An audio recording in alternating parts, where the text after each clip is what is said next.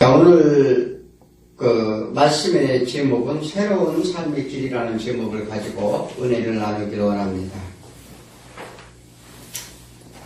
우리 인생들은 참 수없는 방황의 길을 걷게 됩니다. 이제 각자 이 사신 인생들을 살다 뒤돌아보면 과거가 참 후회되죠. 그죠? 그래서 사람은 참 희한하게 자기의 삶의 경험을 토대로 해서 말도 하고 이제 깨닫게 됩니다. 이것은 하나님의 섭리예요. 그러니까 우리 인생을 살면 자기가 얼마나 이 지난 과거를 보면 내가 지금이라면 예전에 그렇게 하지 않았을 것을, 그죠? 그런 후회 속에 살게 되죠. 그것은 뭐냐면 우리가 하나님이 우리를 이 세상을 창조하시고 또 우리로 하여금 이 세상을 살면서 얼마나 인생이 무한한 인생인가를 깨닫게 하기 위한 하나님의 방법입니다. 그런데 그 깨닫지 못하는 사람도 있어요. 또 희한하게 그렇게 인생을 엉터리로 살아놓고도 뒤에 나이가 먹어서도 여전히 정신 못 차리는 사람 너무나도 많습니다. 그래도 신앙생활을 하면은요, 하나님의 말씀을 이제 내 안에 들어오니까 과거의 인생길이 얼마나 잘못 살았는지를 우리가 이제 깨닫게 됩니다. 저부터도 그래요. 하나님을 온전히 만났을 때의 삶과 또 그렇지 않고 예전에 살았던 삶 너무나도 차이가 많습니다.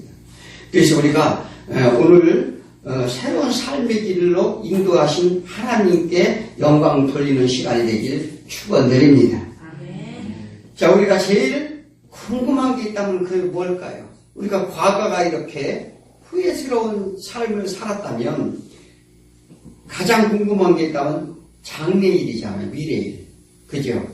내일은 우리가 어떻게 될 것인가? 아니면 1년 후에, 10년 후에는 과연 내가 어디에, 무엇을, 어떤 위치에 있을 것인가? 이게 이제 제일 궁금하죠. 아마도 사람들이 제일 알고자 하는 것이 이런 이제 장래에 대한 궁금증일 것입니다.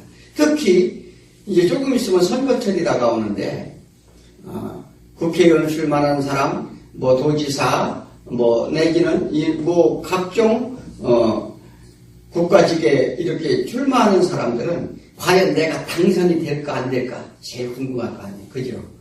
그런데 그거 미리 알고 있으면 얼마나 좋을까요? 미리 알고 있으면 당신은 당선이 될 거야 하는 것을 알고 있다고 하면 또 떨어질 사람은 아예 나오지도 않겠죠. 그죠? 그런데 우리가 이렇게 미래를 모르는 거죠. 그래서 서로가 자기가 될 거라는 확신을 가지고 이렇게 출마하는 거예요. 그래서 우리가 그렇게 장래일을 모릅니다. 자, 이런 사람들의 호기심에 이제 부추기서 돈을 버는 사람들이 있어요. 그렇잖아요? 아마 예전에 지금은 신앙생활을 하니까 그런 데 가지 않겠지만 예전에 어르신들이라든지 믿지 않는 사람들은 그 점을 보는 사람들도 많습니다. 그죠? 이제 그래서 그들에게 왜 보러 가요? 자, 이거 잘 아셔야 돼요. 사람의 육으로 보아서는 장래일을 아무것도 모릅니다. 그런데 뭐로 보려고 그래요? 이 신적인 것에 의존하려고 하는 거죠. 그러니까 그들도 무당들도 뭐냐면 귀신을 쫓던 어떻게 됐든 귀신도 영임으로 영의 힘을 빌리는 거예요. 그 영의 힘을 왜 빌리느냐? 영은 우리와 과거와 현재와 미래 이런 것들이 다 왔다 갔다 할 수 있어요. 시간의 공간을 제약을 받지 않는다는 사실이에요. 그래서 하나님은 뭐예요? 하나님은 영이시라고 그랬잖아요. 그러면 우리가 뭐냐면 이 미래에 대해서 우리가 어떻게 될 건지 이미 하나님은 다 아신다는 거예요. 또 그런데 우리는 육신에 갇혀 있기 때문에 이 미래의 일을 알지 못하는 거예요. 그래서 지금 예수님이 오셔서 미래에 대한 우리가 어떻게 할 것에 대해 알려주는 거예요. 우리는 영의 세계에 들어가지 못하기 때문에 알지 못하는데 예수님은 앞으로 너희가 이렇게 될 것이고 이렇게 해야 된다는 것을 이 성경을 통해서 알려준다는 사실이에요. 그래서 이 성경이 계시고 예언이라는 것입니다. 그런데 이걸 안 믿어요. 뭘 믿는지 참 사람들은 참 희한한 게 그러니까 왜냐면 육신의 가치에서 미래의 일을 모르니까 미래에 이렇게 될 것이고 이렇게 해야만 된다는 것을 그것을 믿지 못하는 거예요. 우리는 이런 하나님의 계시의 말씀을 순종하고 거기에 따르는 것이 우리 미래에 대한 보장이 되고 소망이 되는 줄 믿으시기 바랍니다. 아멘. 이것이 믿음 생활이에요. 왜 장래일을 우리가 알려고 해요? 불안하기 때문에, 확신이 없기 때문에, 두렵기 때문에 그렇습니다. 그런데 사람들은 왜 그런 현상이 일어나는지에 대해서도 별로 관심이 없어요. 인생 시작은 큰 소망을 안고 꿈을 가지고 시작을 합니다. 우리가 어렸을 때 꿈을 가지고 난 대통령 애들한테 커서 무엇이 되고 싶으냐? 예전에 꿈이 없었어요? 나는 여자분들은 정말 백마탄 기사를 만나서 좋은 데 시집가가지고 공주와 같이 대접받고 싶은 그런 욕심이 있었죠. 또 때로는 대통령이 되고 싶다. 때로는 장관이 되고 싶다. 나는 유명한 과학자가 되고 싶다. 이런 소망을 가지고 우리가 어렸을 때 이렇게 그런 꿈을 가지고 살아갑니다. 그 꿈을 꾸르고 이러고자 하지만 세상에 나와보니 참 넉넉하지 않아요. 저 나가보세요. 나보다 똑똑한 사람이 얼마나 많은지 몰라요. 어디 가서 취직으로 들어가면 취직으로 좋은 직장에 가려면 막 수만 명씩 몰립니다. 그러면 거기서 이 손가락 안에 들어야 들어갈 수가 있어요. 그러니까 얼마나 경쟁이 심한지 몰라요. 경쟁자가 너무 많고 나보다 잘난 사람도 많게 되게 됩니다. 그런 경쟁 구도 속에 실망한 사람들이 때로는 생기게 되는데 그래서 상처받은 사람들도 나타나게 됩니다. 실족하는 사람들이 너무나 많아요. 또 조금 이렇다 생각되면 남을 어떻게 해요? 무시하고 막 짓밟으며 또 교만하게 됩니다. 그래서 이런 속에서 우리들은 살아간다는 사실이에요. 그러니까 얼마나 살기 힘들어요. 그런 세상에 사는 우리를 하나님께서 우리에게 오셔서 뭘 하시고자 하는 거야? 그런 실망한 사람에게 상처를 받은 사람에게 치료해 주시는 예수 그리스도가 우리 안에 오셨다는 사실을 믿으시기 바랍니다. 그런데 오늘 본문을 보니 사도 요한이 감탄합니다. 3장 1절에 보니까 뭐라고요? 보라. 자, 여길 봐라. 하나님 아버지께서 우리에게 어떤 사랑을 베푸셨는가. 그러니까 우리가 이렇게 세상의 고통과 질고 속에 사는 우리들에게 이 사도 바울이 정말 하나님이 이끌어 주시면 너무나도 감사했어요. 그래서 여러분들 와서 보라. 하나님의 사랑이 얼마나 큰 사랑인가. 요한은 하나님이 끝없는 넓고 깊은 하나님 사랑을 체험하기에 감탄합니다. 자, 우리들은 어떻습니까? 신앙생활 한다고 나오면서 과연 정말 하나님을 만나서 기쁨이 내 안에 충만히 있고 이 사도 요한같이 정말 여기 와서 정말 말씀을 들어라. 말씀을 들어서 정말 너희가 이 세상에 고난이 왜 오는지를 깨닫고 그리고 참 평안을 주시는 하나님을 우리가 찬송해야 될 것이 아니냐. 아까 찬송가 불렀잖아요. 그 세상 가운데 그렇게 인기가 있었어도 정말 평안은 거기가 없었고 내가 병이 들어 있어도 하나님을 만나니 참 평안이 나한테 있구나. 우리는 하나님을 다 만나시기 바랍니다. 그것이 이 사도 요한이 외치는 오늘의 말씀의 주제인 줄 믿습니다. 자, 그 사랑의 결과는 무엇일까요? 은혜의 선물이었는데 우리가 하나님이 자녀라고 선언한 것입니다. 자, 하나님이 우리를 그렇게 세상 가운데 버려두지 아니하고 그런 고통 가운데 내버려두지 아니하고 하나님께 우리를 특별히 선택해서 우리를 불러주시고 하나님이 자녀로 만들어줬다는 거예요. 그래서 인생 최대의 기쁨은 하나님이 자녀가 된 것인 줄 믿으시기 바랍니다. 자, 자녀라는 건 뭐예요? 자, 아들과 딸, 우리 다 자녀들이 있죠. 그 자녀들 얼마나 사랑해요. 그죠? 걱정되는 거 잘 될까, 못 될까? 오늘 어디 여행 가면 잘 갔다 올까? 부모가 늘 그 자녀에 대해서 관심을 가지고 있잖아요. 그러면 자녀가 됐다는 것은 뭐죠? 하나님이 자녀가 됐다는 건 하나님이 우리에게 관심을 두실까, 안 두실까? 그냥 내버려 둘까요? 그게 하나님이 관심을 두신다는 거예요. 여기 원래 오늘 이제 오후 예배를 하려고 했는데 예수님이 족보에 관해서 이제 제가 그 오후 예배 때는 이제 하려고 했는데 오늘 야외 예배가 있어서 못합니다만은 그 족보에 쓰여진 게 그 원리가 우리가 하나님의 자녀가 되는 원리를 제공하는 거예요. 그러니까 자녀라고 하는 것이 그냥 하나님이 선택한 것이 아니라 하나님의 방법대로 하나님이 이 세상을 창조하시고 우리를 자녀 삼으려는 계획을 세우셨어요. 그래서 하나님의 강권적인 은혜로 우리가 하나님의 앞에 나와서 예배드리고 예수 그리스도를 믿음으로 인해서 우리가 자녀되는 축복을 얻었다는 사실을 우리는 감사해야 될 줄 믿습니다. 자, 자신이 죄인됨을 깨닫고 하나님 은혜와 사랑을 간구하는 사람들은 반드시 하나님의 사랑을 체험한다 이렇게 말합니다. 그래서 요한은 자신이 갈구하던 사랑을 받자 자신이 놀랍도록 삶의 변화를 되었음을 고백합니다. 요한이 있잖아요. 예전의 삶보다는 하나님을 만나서 예수 그리스도를 믿고 따르고 그런 삶 가운데 자신이 삶의 변화가 되었음을 본인이 감탄했어요. 스스로가. 그래서 우리의 새 삶으로 변할 수 있는 것이 무엇일까요? 내가 열심히 잘 살려고 노력해서도 아닙니다. 자, 사람이 변하는 것처럼 어려운 것이 없어요. 사람 징그럽게 안 변하죠. 그죠? 저 인간 진짜 징그럽게 안 변한다.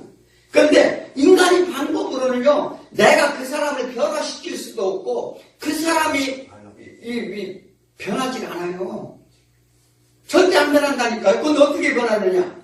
사람이 왜 변하지 않는 것은 완악하기 때문이에요. 죄 가운데 있기 때문에 그렇다는 거예요. 그래서 흑암에 가려있기 때문에 이렇게 말하는데 내 안에 죄성이 제거되지 않으면 변화받을 수 없다는 사실입니다. 이게 근본 원리가 그거예요. 왜 하나님을 믿느냐? 왜냐하면 우리가 다 죄인이라고 그래요. 자, 오늘 이 요한 1서 2장에 보면 그런 말씀이 나와요. 사람이 죄인이 아니라고 이렇게 고백하는 자, 그것은 거짓말이라. 그건 하나님이 거짓말쟁이라는 거예요. 내가 죄인이 아니라 이렇게 떠드는 자는 하나님을 죄인으로 만든다는 거예요. 그런데 내가 죄인이라는 걸 깨닫고 하나님께 고하니 하나님께서 그 죄를 도말하여 주셨다. 죄를 얻게 해줘. 그러므로 그 사람이 변할 수 있는 거예요. 그 누구 능력이에요? 하나님의 능력으로 변한다는 겁니다. 이것이 이제 뭐냐면 하나님이 제시하시는 우리에게 인생의 삶의 새삼이 변하고 어떻게 되느냐를 알려주는 내용입니다. 그래서 사람 변하지 않는 사람은 교회에 데리고 나오시라는 거예요. 말씀으로 인해서 그 말씀이 그 사람 안에 들어감으로써 그 말씀이 그 죄악의 이 뿌리를 제거해 준다는 거예요. 그래야 사람이 변하죠. 이 절대적으로 자기가 정말 변하지 않는 사람 안 돼요. 이 누구 능력으로도 안 돼요. 어디 세상 교육을 받아서도 안 됩니다. 조금은 되는 것 같은데 근본적으로 변하지 않아요. 그래서 자녀라든지 누구라든지 주변 사람들은 그래서 예수 그리스도께 나와서 정말 하나님이 영이 부어졌을 때 이 사도 요한 마냥 보라! 하나님이 나를 얼마만큼 사랑했는가. 그래서 하나님의 사랑이 거해야 우리가 변화받을 줄 믿으시기 바랍니다. 자, 그러므로 내 안에 하나님의 사랑이 충만하게 임할 때 우리가 변할 수 있다는 것을 믿으시기 바랍니다. 그래서 오늘 요한은 말합니다. 그 삶의 변화를 증거하라는 거예요. 그래서 오늘 본문을 보시고 하나님의 사랑에 오는 삶의 변화를 증거하시는 우리 모두가 되기를 축원합니다.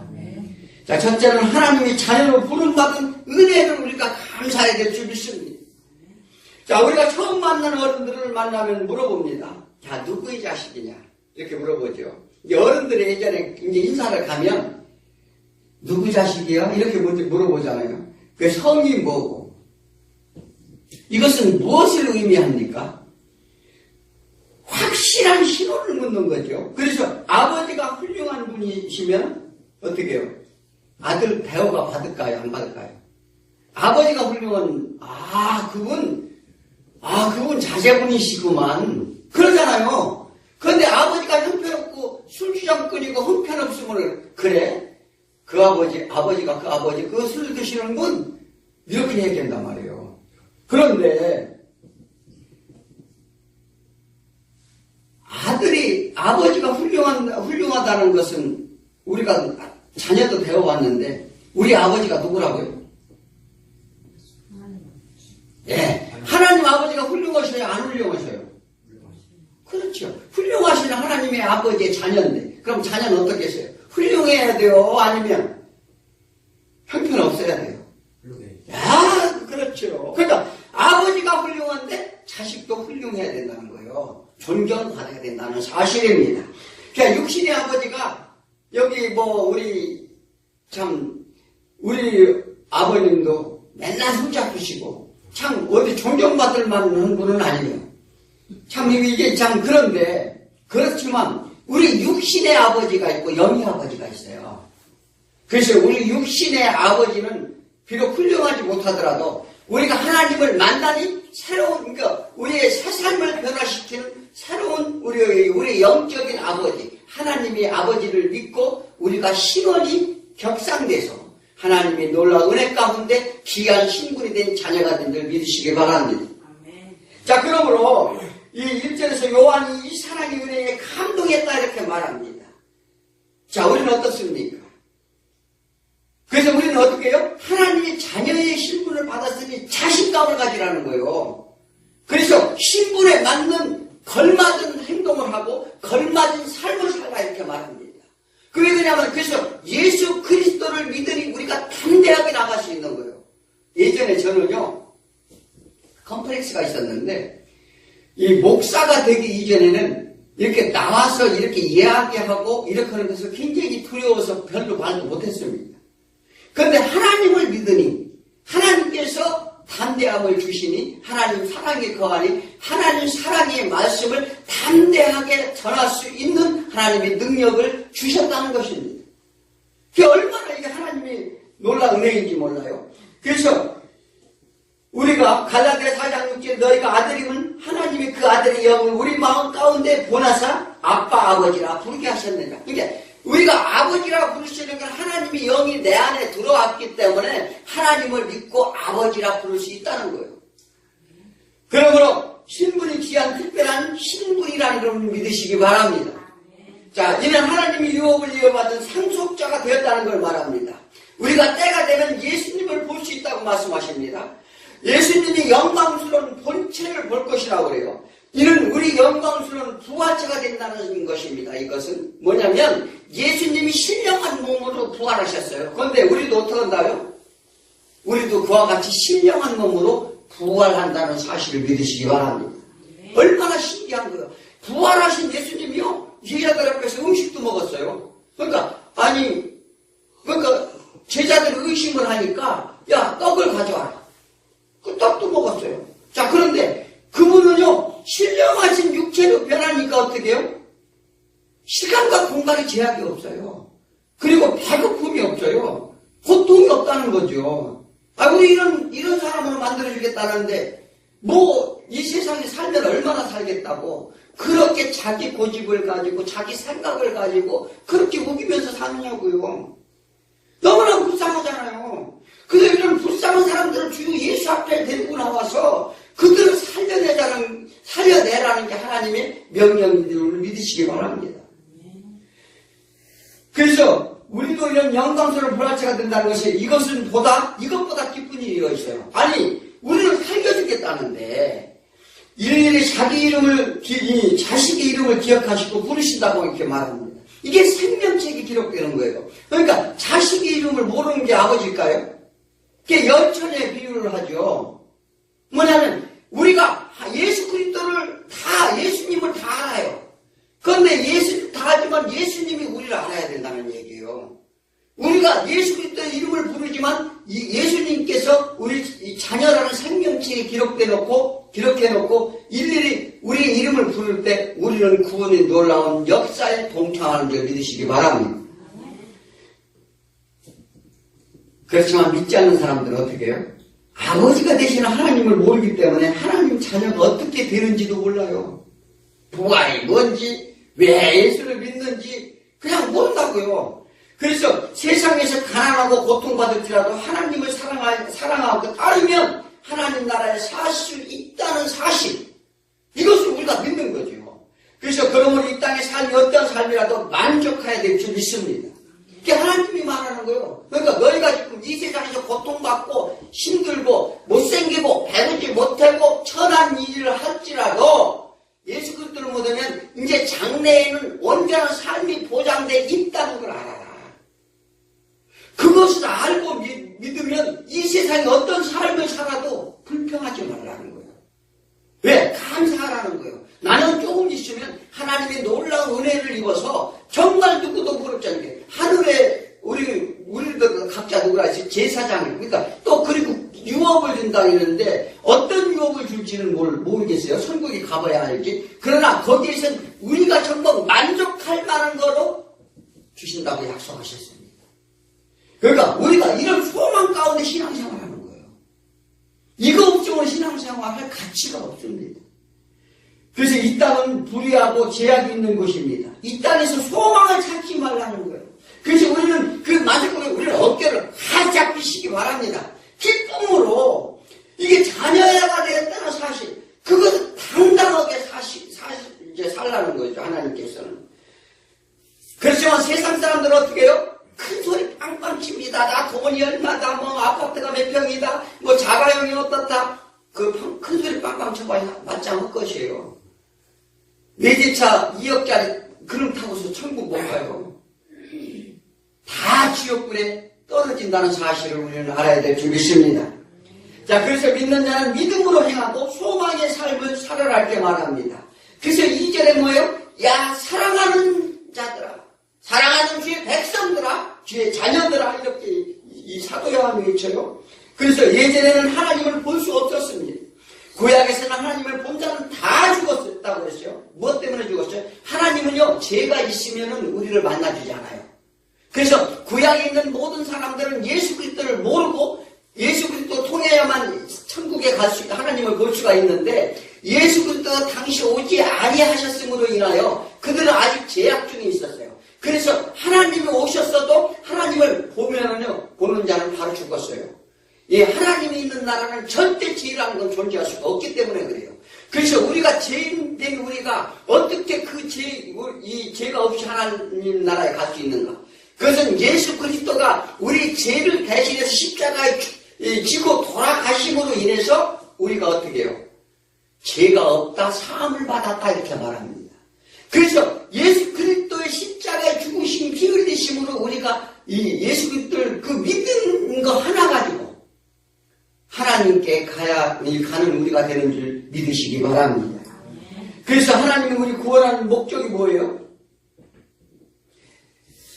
빌립보서 3장 21절에 그는 만물이 자기에게 복종하게 하실 수 있는 자로 역사로 우리의 낮은 몸을 자기 영광의 자기 몸과 형체와 같이 변하게 하시리라, 이렇게 말했어요. 그러니까 자기 영광의 몸, 형체와 같이 변하게. 그러니까 뭐냐면 만물이 자기에게 복종하게 하실 수 있는 자의 역사로 인해서, 그러니까 예수 그리스도의 능력으로, 하나님의 능력으로 인해서 우리의 낮은 몸으로 오신 예수 그리스도였지만 그가 신령한 몸으로 변한 것 같이 어떻게 해요? 우리도 변하게 하여 주신다고 이렇게 말씀하시는 거예요.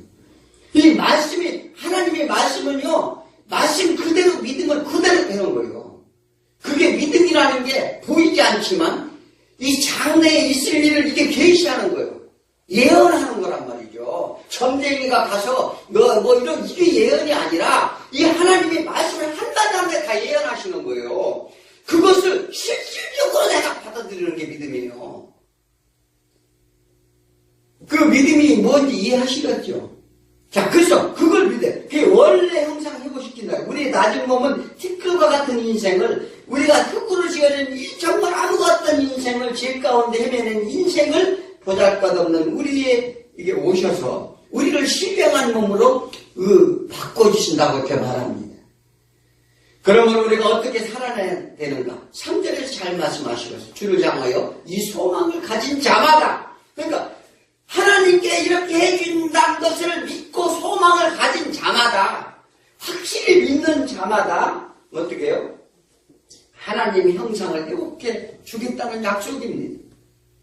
얼마나 쉽게요?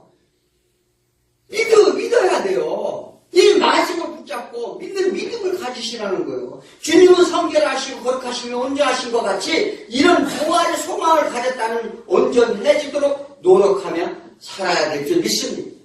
믿고 우리가 그렇게 살아가는 거죠. 그래서 뭐냐면 마태복음 5장 48절에 그러므로 하늘에 계신 너희 아버지 온전하신 것 같이 너희도 온전하라 이렇게 말합니다. 그러니까 하나님은 우리에게 온전하기 위해서 우리를 이렇게 이 땅에 오셔서 또 우리가 이 땅에 사는 삶 동안 그것을 그렇게 온전한 방법으로 우리를 훈련시켜요. 이렇게 교육시키는 거죠. 이 비전을 받은 사람은 완전히 그 뜻을 이룬다고 말합니다. 그러니까 하나님께서 우리에게 비전을 줬다는 거예요. 그것을 하나님이 신령한 비전을 받은 사람은 하나님의 온전한 뜻을 이루도록 하나님께 도와주신다는 사실을 믿으시기 바랍니다. 우리 힘으로 일어나는 게 아니에요. 우리는 믿기만 하면 돼요. 믿기만 하면 믿으면 해준다는데, 그렇게 믿지 못하게 하는 게 뭐예요? 내 마음의 죄 때문에 믿지 못하게 하는 거예요. 그러니까 사단이 내 안에 들어와서, 야, 믿으면 안 돼. 그 선악과 먹은 게 뭐예요? 야, 그거 하나님이 그거 먹지 마. 그거 절대 그거 아니야. 뭐 부활이 있다고, 소망이 있다고, 그거 아니야. 이렇게 우리 마음속에 끌어내는 자가 있는데 그게 뭐예요? 악한 영들이라는 거예요. 그래서 뭐냐면 이렇게 만들게 우리를 훈련시키는데 우리는 불평하지 않고 우리 모두 그 시험을 통과하시기 소원합니다. 두 번째는 죄를 멀리하라는 거예요. 자녀가 아버지가 무엇을 해야 기뻐하시는지를 압니다. 그 기쁘신 뜻이 뭘까요? 만약에 자녀가 내 새끼가 나가서 아버지의 기쁜 뜻대로 행하는 거, 가서 속색이고 맨날 죄만 짓고 돌아다니면 어떻게 되겠어요? 자, 그래서 하나님께서는 우리 평상시 삶이 항상 주님께 있는 자녀를 기뻐하신다 이렇게 말합니다. 우리가 예배 드릴 때뿐만 아니라 세상에 나가서 하나님 자녀답게 살아가는 거예요. 그래서 이것은 자녀된 자로서 하나님께 대한 반응이라고 말합니다. 모든 것은 주님께 맡기고 하나님이 기뻐하지 않는 일을 하지 않는 것을 말합니다. 그러므로 우리가 이 4절에 보면 뭐라고 말해요? 죄를 짓는 자마다 불법을 행한다 이렇게 말합니다. 그러니까 죄를 짓지 말라는 거예요. 죄를 짓지 말라.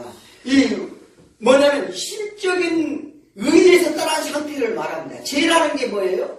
뭐냐면 어디가 도둑질하고 살인하고 뭐 이런 것이 죄가 아니라 하나님이 없다 생각하고 살아가는 거예요. 그게 가장 큰 죄예요. 그러니까 이 세상에 가면서 다 내가 한 것처럼, 내가 열심히 해서 돈 버는 것처럼, 내가 뭔가 이렇게 그런 게 아니라, 이 삶 속에서 뭐예요?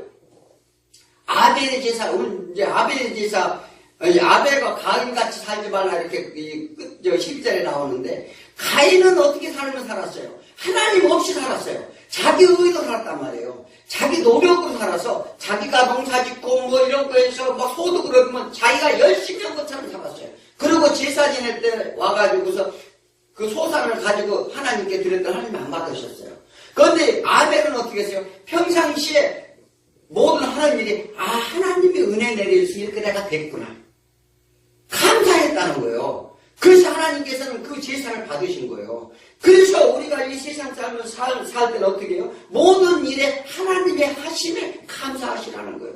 이렇게 예배드릴 수 나와 있는 것조차도 감사해야 돼요. 왜냐하면 하나님이 불러주지 아니한다면 우리가 나올 수가 없어요. 그러므로 모든 내사에 감사하는 우리 신앙이 되길 축원드립니다. 자, 그래서 세상 사람들 같이 죄를 먹고 마시는 자가 되지 말라 이렇게 합니다. 그러한 자는 하나님밖에 밖의 사람이다. 그러니까 그래서 하나님을 모르는 사람이다 이렇게 말하죠. 죄란 관역에서 빗나간 걸 말하는데 즉 하나님께 의도한 방향이 아니라는 거예요. 그래서 즉 말씀에서 벗어난 것을 말합니다. 우리의 말씀이 계시를 주고 너 이렇게 살아가는데 그것이 벗어난 것을 죄라고 그러는 거예요. 그래서 하나님 뜻과 섭리를 어기는 모든 행위를 다 죄라고 말합니다. 그래서 우리가 마음만 먹어도 우리가 죄를 지어서 죄를 지은 것이 아니라 미워하는 마음, 질투하는 마음, 막 사람 보고 분내고 화내고 이런 모든 거 다 죄라는 거예요. 하지 말라는 거예요. 그게 하나님께서는 뭐냐면 꼭 어디 가서 도둑질하고 뭐 살인하고 이래서 죄가 아니라 이런 것을 하나님께서 말씀하시는 거예요. 그래서 우리 마음속에 네가 지킬 것은 너의 마음을 지켜라. 네가 마음을 지키는 방법이 무엇인지 아느냐? 네는 스스로 마음을 지킬 수가 없으니 내가 내 영을 너희에게 부어주리니 그 영으로 인해서 지킬 수 있도록 하라는 거예요. 그래서 날마다 너희가 구해라, 두드려라, 찾으라 하는 걸 보니까 하나님의 성령님을 불러서 내 안에 들어오게 하라는 거예요. 그래서 그것으로 인해서 세상 가운데 범죄치 아니하도록 이렇게 하라. 이게 신앙이에요. 얼마나 신기합니까? 우리 할 수 없어요. 가서 조금만 성질 나면 막 화딱지 나고 성질 나고 다 그렇게 하는 거예요. 그것을 하나님이 영에 거하게 하라는 거예요. 그것을 억누르게 적재하게 하라는 거예요. 자, 우리가 그 신앙생활이 기가 막힙니다. 정말 신비한 거예요. 그래서 우리가 그리스도 안에 있다면 이런 죄를 짓지 않는다고 이렇게 말합니다. 오늘 그 말씀 보시잖아요. 어떻게 짓지 않을까? 첫째는 주님의 통치를 받는데 하나님의 영, 성령의 협력을 받으라 이렇게 말합니다. 그리고 하나님이 놀라운 능력과 권능으로 보존시킨다 이렇게 말씀하시죠. 그래서 죄와 단죄는 영적으로 그리스도와 연합하는가 하지 않는가에 달려있다 이렇게 말합니다.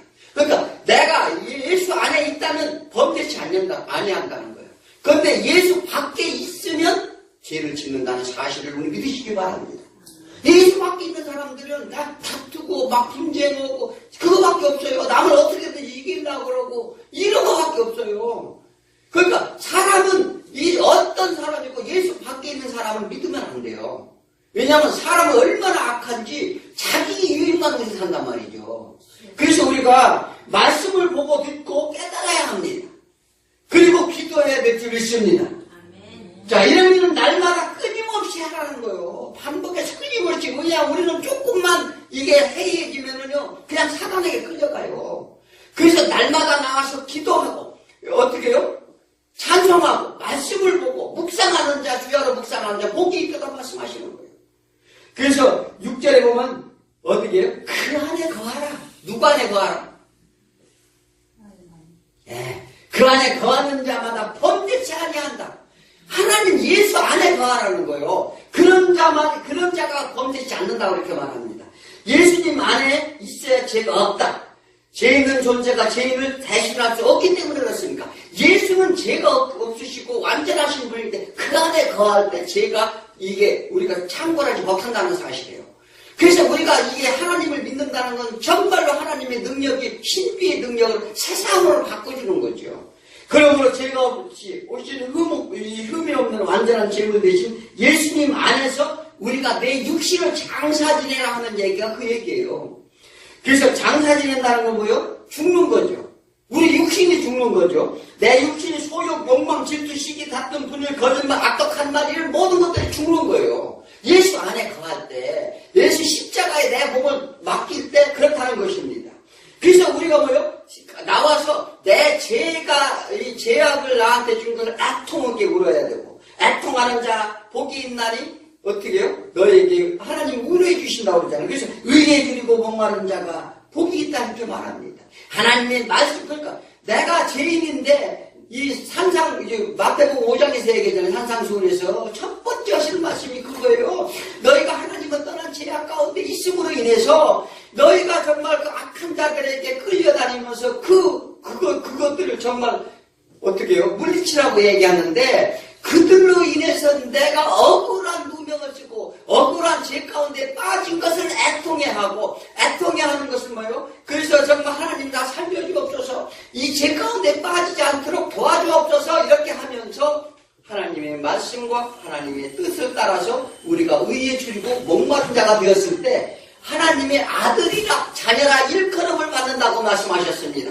그러므로 우리는 이 하나님의 놀라운 은혜 가운데 이러한 축복을 받아야 될 줄 믿습니다. 자, 7절에 뭐라고 말해요? 의를 행하라 하십니다. 의를 행하라는 건 뭐예요? 하나님 말씀을 붙잡으라는 거예요. 말씀을 붙잡아야 아무도 우리에게 미혹치 못하게 한다 이렇게 말합니다. 그래서 우리는 하나님의 말씀을 붙잡고 아니, 어떻게요? 잘 아무도 너희를 미혹하지 못하게 하라. 의를 행하는 자는 그의 의로우심과 같이 의롭게 되는 거예요. 그러니까 하나님의 말씀을 붙잡고 그 말씀을 따르는 자는 미혹에 당하지 않는다고 이렇게 말합니다. 그게 어떻게 해요? 하나님께서 우리를 지켜주신다는 거예요. 자, 그러므로 우리가 우리를 스스로 지킬 수 있는 힘이 없어요. 첫째는 세상의 거짓들에게 미혹되지 말라고 말합니다. 사단은 끊임없이 다가온다 말하죠. 또한 요즘 이단들이 거짓된 사슬과 정말 이 세상 문화, 세상 이런 것들이 우리를 너무나 미혹하는 게 너무나도 많아요. 그래서 내 안에 말씀이 거하면 하나님의 의 가운데 말씀을 붙잡고 있으면 거기에 미혹되지 않아요. 그러므로 말씀의 분별력을 우리는 가져야 될 줄 믿습니다. 자, 하나님의 자녀이면 세속의 욕망을 바라지 않습니다. 그러니까 하나님의 자녀이면 세속에 매이지 않는다는 거죠. 그래서 그 세속에 매인 것을 풀어주시러 오신 것이 예수 그리스도라는 말입니다. 그래서 범죄를 멀리하게 되고 이것은 마귀의 사슬에서 벗어났기 때문인데 사단은 인간의 죄란 올무에 묶어놓는다는 거예요. 사단은 우리를 올무에 묶어놓는다는 거죠. 그 이유는 하나님의 자녀가 되지 못하도록 그들은 늘 우리를 방해한다는 사실입니다. 그래서 우리는 날마다 영적 전쟁을 하는 거예요. 그래서 이 8절에 보면 뭐예요? 죄를 짓는 자는 마귀에 속해 있다 이렇게 말합니다. 죄를 짓는 자마다 마귀에 속해 있다. 자, 예수님이 오신 목적은 이런 사탄의 일을 멸하시러 오셨다고 말씀하십니다. 그러니까 우리가 죄를 지어서 마귀에 속하려는데 그 사단을 멸하시러 오시는 예수 그리스도라는 것을 믿으시기 바랍니다. 자, 마귀는 처음부터 범죄했다는 거예요. 어디서 범죄했죠? 우리가 하늘나라에서 우리를 꼬드겼어요. 그래서 우리를 선악과를 먹도록 했다는 거죠. 우리를 그래서 처음부터 범죄한 자라는 거예요. 하늘나라에서부터 우리를 미혹했다. 에덴 동산에서 설명을 합니다. 우리 모두 이런 올무에서 풀려났음을 믿으시기 바랍니다. 믿는 자는 그리 올무에서 하나님 예수 그리스도가 풀어준다는 거예요. 약속이에요. 자, 그러므로 마귀는 반드시 멸망함을 믿으십시오. 앞에 보고 집중하시고. 자, 그래서 그런 마귀를 이기실 힘은 십자가에 죽으신 예수와 함께하는 길이라 이렇게 성경은 설명하는 거예요. 그래서 9절에 뭐라고요? 하나님이 낫다 하는 것이 무슨 말일까? 9절에 하나님께서 난 자마다 죄를 짓자. 하나님이 우리를 낳았대요. 내가 너를 낳았노라. 하나님이 언제 우리 낳았어요? 하나님이 배가 아파가지고 우리 낳았어요? 이것은 뭐냐면 거듭남을 말하는 거예요. 거듭났다는 거예요. 그래서 뭐냐면 내 안에 성령이 역사하는 사단에 물러가고 새롭게 거듭난 자를 말합니다. 그래서 내가 다시 너를 낳았다 이렇게 말하는 거예요. 내 영이 그러니까 사단의 영이 너희가 들어가 있던 것은 내 영이 거함으로써 다시 새로운 자로 되었다 이렇게 말하는 거죠. 니고데모가 어떻게 해야 거듭납니까? 이렇게 물어봤어요. 그 물과 성령으로 거듭나지 않으면 너희가 영생을 얻지 못할 것이라 이렇게 말했어요. 그게 뭐냐면 그건 뭐냐면 내 안에 성령님이 내주 역사 충만해야만이 우리가 거듭난다 이렇게 말하는 거죠. 그래서 거듭난 사람은 죄가 다시 똥아리를 틀지 못하게 하는 강한 힘과 능력을 받게 된다는 사실입니다. 제 마음속에 제약된 것이 소멸되기 때문인데 죄가 계속 쌓이면은요 그 죄로 인해서 어떻게 돼요? 정말 하나님의 무시에는 죄로 인해서 화인을 맞게 돼요. 도저히 구원의 대상이 될 수가 없다는 사실이에요. 그래서 예전에 줬던 것이 말없이 값없이 느껴진다 이렇게 말합니다. 아까 찬송가도 불렀죠. 예전에 우리가 좋아했던 것이 하나님의 영이 거하니까 이제 값어치가 없이 보인다는 거예요. 세상에서 즐겁게 놀던 거, 날마다 어디 가서 술 먹고 정말 띵가띵가 놀던 거 이런 것들이 별로 값없이 느껴진다는 거예요. 우리 집사님 그렇죠? 하나님 만나는 게 더 기쁘잖아요. 거기에 가봐야 돈 나가죠. 좀 시간 낭비죠. 가서 놀고 나면은 기분 좋아야 되는데 들어오면 기분이 찝찝해. 그런 거예요, 그게. 그래도 그게 미혹돼서 계속 끌려다니는 거죠. 그래서 거듭난 자는 하나님의 의롭다 여기신다고 말합니다. 우리 모두가 이 진리를 깨달아야 될 줄 믿습니다. 내 힘이 내 노력은 안 됩니다. 하나님의 도움을 받으시기 바랍니다. 그러므로 하나님의 자녀와 마귀의 자녀들이 확연히 드러난다. 10절에 말을 해요. 10절에서 하나님의 아들인지 마귀의 자녀인지 드러난다. 저 사람이 믿음의 사람인지 마귀의 자녀인지 금방 알 수 있다고 말하는데 모든 것이 들어가. 무엇이 드러나요? 사단은 다투게 한다는 거죠. 서로 분내게고 거짓말하고 이간질하고 그리고 질투하게 하고 그리고 자기 자랑하고 이거 다 사단의 자녀예요. 우리 만나면 자기 자랑하는 사람이 있어요. 그거 누구요? 누구 자식이에요? 사단의 자식이라는 거예요.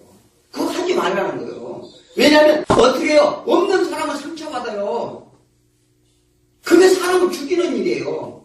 시기하고 질투하고 미워하고 이런 일들을 이 사단은 한다는 거죠. 그래서 반대로 하나님을 믿는 자들은 서로 사랑한다는 것입니다. 하나님을 사랑하면 서로 사랑한대요. 기뻐하고 안아주고 다투지 아니한다고 말합니다. 모든 것이 하나님 사랑 때문이라는 것인데 죽을 수밖에 없는 형편없는 자를 사랑하셨는데 그 사랑이 알게 되므로 사랑과 용서가 너희에게 있을 것이다 이렇게 말합니다. 그러므로 악을 미워하라. 가인같이 행동하지 말라. 오늘 마지막 절에서 가인은 육으로 사는 자의 표본을 말합니다.